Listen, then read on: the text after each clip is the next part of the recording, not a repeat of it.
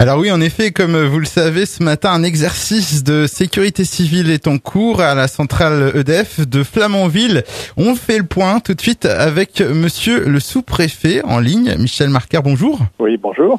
Alors, rappelez-nous déjà les objectifs de cet exercice de sécurité civile. Alors, l'objectif, c'est d'effectuer une simulation d'un accident nucléaire prévoyant l'implication des populations locales dans le déroulement.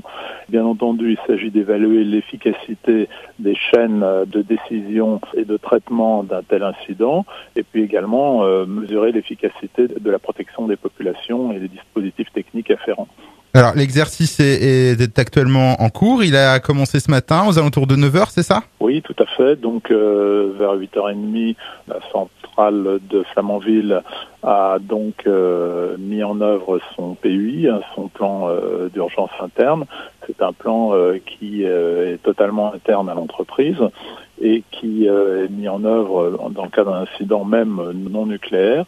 Et ensuite, vu le caractère nucléaire, tout de suite a été mis en place la communication avec la préfecture qui a mis en œuvre elle-même le centre opérationnel départemental et l'interaction entre les deux PC, celui de la centrale et celui du préfet, a commencé immédiatement avec un scénario qui s'est inscrit dans le cadre d'une mesure réflexe, c'est-à-dire la mise en œuvre immédiate d'une mise à l'abri des populations dans le rayon de 2 km.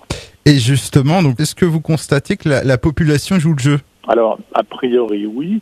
L'objectif étant aussi de tester les plans particuliers de mise en sûreté, notamment des écoles. Donc, nous avons pu voir fonctionner ce plan sur une école maternelle. On a également mis en œuvre un autre atelier qui est un atelier d'évacuation du collège de Flamanville.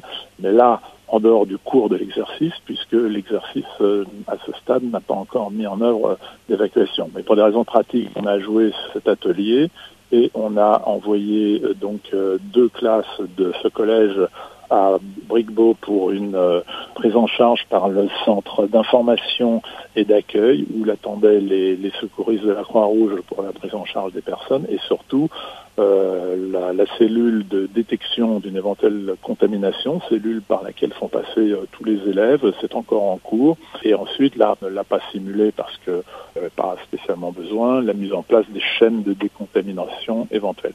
Eh bien, merci encore pour ces précisions, monsieur le sous-préfet.